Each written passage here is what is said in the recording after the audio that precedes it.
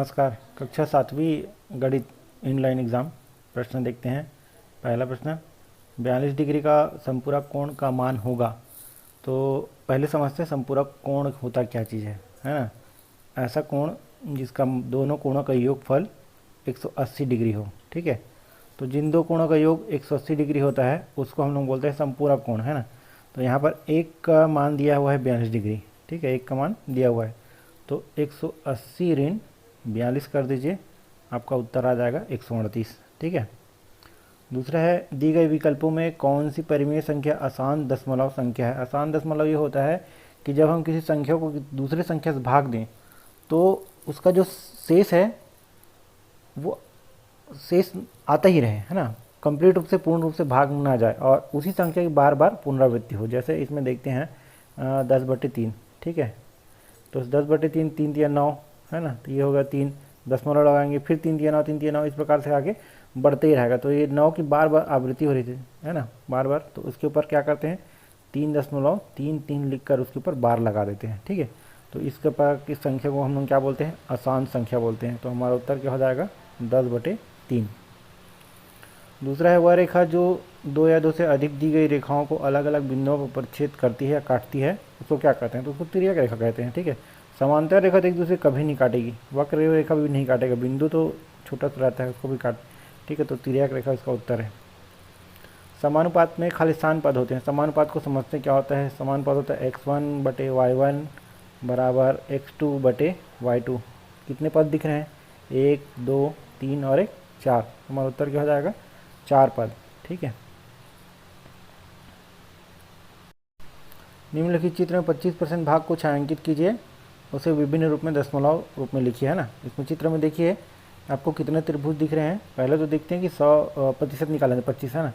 तो 25 का लगभग 2.5 मैंने 4 भाग आएगा इसका। ठीक है, कितने भाग आएंगे, 4। तो इसमें 1 दिख रहा है, 2 दिख रहा है, 3 दिख रहा है और 4। तो किसी भी एक को रंग दीजिए तो आपका वो 25% भाग हो जाएगा। मान लीजिए हम इसको रंग दिए इस प्रकार से, ये तो ये हो जाएगा उत्तर। ऐसा इस प्रकार से इसको रंगना है।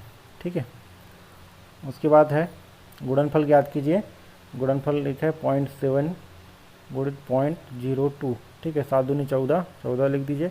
इधर का 2, इधर का 1, 1 2 3 दशमलव यहाँ पे, तो हमारा उत्तर हो जाएगा 0.014।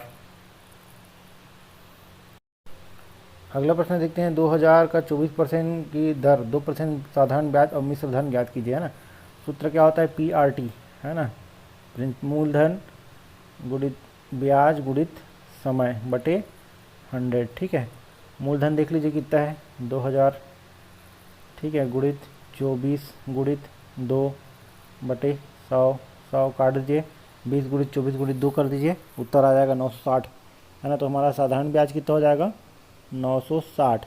और इसमें मिश्र धन क्या हो जाएगा, 2000 को जोड़ दीजिए तो हो जाएगा 2960। हमारा उत्तर हो जाएगा मिश्र धन। ब्याज हो जाएगा 960 और मिश्र धन हो जाएगा 2960। एक आयताकार बगीचे की लंबाई 123 मीटर और चौड़ाई 67 मीटर है, तो उसका क्षेत्रफल ज्ञात करना है। क्षेत्रफल का सूत्र होता है लंबाई गुणित चौड़ाई, लंबाई गुणित चौड़ाई। ठीक है, तो 123 गुणित 67, ठीक है, बराबर हो जाएगा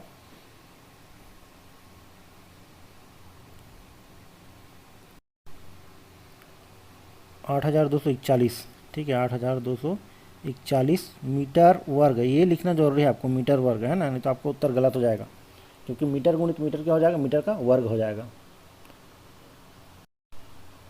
अगला प्रश्न है, दिए गए दंड आरेख में धोनी के द्वारा वर्ष 2000 से 2004 तक बनाए गए रनों की संख्या दी गई है। इन आरेख का अवलोकन कर दिए गए प्रश्नों का उत्तर दीजिए। ठीक है, इसमें एक तरफ वर्ष दिया है, दूसरी तरफ रन दिया हुआ है ना। तो किस वर्ष धोनी ने सर्वाधिक रन बनाए, देखिए कौन सा सबसे टावर सबसे ज़्यादा ऊंचा दिख रहा है आपको, देखिए ये इसमें दिख रहा है आपको 2003, कितना दिख रहा है, 8000। ठीक है, तो 800 रन, है ना। 800 रन सबसे अधिक बनाया कौन से साल में, 2003 में। तो हमारा उत्तर क्या हो जाएगा, 2003। उसके बाद क्या है, वह वर्ष बताइए जिसमें धोनी ने बनाए गए रनों की संख्या न्यूनतम है। सबसे छोटा टावर कौन सा दिख रहा है, ये वाला 2000, कितना दिख रहा है, 400, है ना। तो सन 2000 में सबसे कम रन बनाया। ठीक है, इस दंड आरेख से क्या जानकारी मिलती है। इस दंड आरेख से हमको ये जानकारी मिल रही है कि धोनी ने किस वर्ष कितना रन बनाया, ठीक है। क्या धोनी हर वर्ष पिछले वर्ष से अच्छा खेलता है? देखिए इसमें दिख रहा है क्या, इसमें तो दिख रहा है कि इसमें यहाँ पर इसके बाद थोड़ा सा ठीक खेला है, ठीक है। फिर उसके बाद फिर से उसने अच्छा नहीं खेला, कम हो गया रन। फिर उसके बाद फिर अगले वर्ष फिर अच्छा खेले, फिर उसके बाद फिर से कम हो गया। तो इस प्रकार से नहीं है, ऐसा कुछ नहीं है कि वो हर वर्ष के बाद अच्छा खेलता है। यदि क्रम से इस प्रकार से बढ़ता जाता तब वो हर वर्ष के बाद अच्छा खेलता बोल सकते हैं, लेकिन उसका जो ग्राफ है इस प्रकार से आ रहा है, ऊपर नीचे हो रहा है ना। अगला प्रश्न है 5 प्राकृतिक विषम प्राकृतिक संख्याओं का समांतर माध्य कितना होगा? तो 5 प्राकृतिक पहला हो जाएगा 1, दूसरा 3, 5, 7, 9, सबको जोड़ दीजिए, कितना हो जाएगा 25। इतनी संख्या कितनी है टोटल? 5, 5 से भाग दीजिए, कितना आ जाएगा 5। तो उत्तर क्या हो जाएगा 5। समांतर माध्य क्या हो जाएगा 5। 750 ग्राम का मान किलोग्राम में कन्वर्ट कीजिए। पहले ये देखिए कि 1 किलोग्राम में कितने ग्राम होते हैं, तो 1 किलोग्राम में 1000 ग्राम है ना, तो उसको भाग दे दीजिए 750 भागित 1000, तो जाएगा 750 भागित 1000, ठीक है। तो ये ऊपर चले गया तो इतना आएगा, दशमलव इसको हटा दीजिए, यहाँ पर दशमलव लगा दीजिए, तो ये आ जाएगा 0.75 किलोग्राम, ठीक है। कौन सा हो जाएगा उत्तर हमारा? ये वाला 0.75 किलोग्राम। श्री कृष्ण प्रतिदिन 250 मिलीलीटर दूध पीते हैं। बताओ वह 4 दिन में कितने लीटर दूध पी लेंगे? तो इसमें देखिए कि 250 एक दिन का है ना, तो 4 दिन का गुणा कर दीजिए, 250 गुणित 4 हो जाएगा 25 चौक 100, ठीक है। मतलब ये 1000 मिलीलीटर हो गया ना, इसको 1000 से भाग दे जाएंगे तो लीटर में कन्वर्ट हो जाएगा, तो 1000 भागित 1000 मतलब 1 लीटर, ठीक। तो हमारा उत्तर क्या हो जाएगा 1 लीटर, ठीक है। अगला प्रश्न देखिए, पूनम की जन्म तिथि 28 जनवरी 1996 है, 30 सितंबर 2005 को उसकी उम्र कितनी होगी? तो सबसे पहले देखिए आपको 2005 ऋण 1996 करेंगे, ठीक है, तो ये हो जाएगा 9 साल। उसके बाद 30 में 28 कम कर देंगे तो हो जाएगा 2 दिन, है ना। ये हो गया 9 साल और 2 दिन। अब मंथ में कम कीजिए, जनवरी को छोड़िए, उसके बाद फरवरी, मार्च, अप्रैल, मई, जून, जुलाई, अगस्त, सितंबर, इस प्रकार से कितने हुए 9। तो 2 साल 9 महीना 9 साल और 8 महीने 2 दिन, कितना हो जाएगा 9 साल 8 महीने और 2 दिन।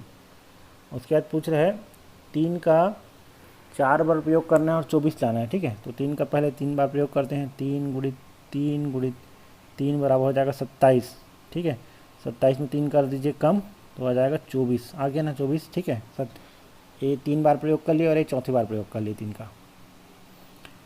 संख्या को शब्दों में लिखो, उसको 679, क्या हो जाएगा ये 679, ठीक है, ये हो जाएगा। और 234, 234, ठीक। उसके बाद संख्याओं को क्रम से लिखना है, बढ़ते क्रम में, मतलब सबसे छोटा संख्या पहले लिखना है। वो सबसे छोटा संख्या क्या हो जाएगा, ये हो जाएगा 301, फिर हो जाएगा 328, फिर हो जाएगा 339, ठीक है। उसके बाद देखिए एक बारात में 4 गाड़ियाँ गई, यदि प्रत्येक गाड़ी में 27 बाराती है तो बैठे हैं तो कुल कितने बाराती गए? पहले देखिए कि कितने बाराती जा रहे हैं, 27 एक गाड़ी में है ना, इसलिए 4 गाड़ी में कितना हो जाएगा, मल्टीप्लाई कर दिए 27, 7 चौक 28, 8 में तो 4 4 8 10 108, ठीक है। कितना आ जाएगा 108 बाराती जाएंगे टोटल मिला के।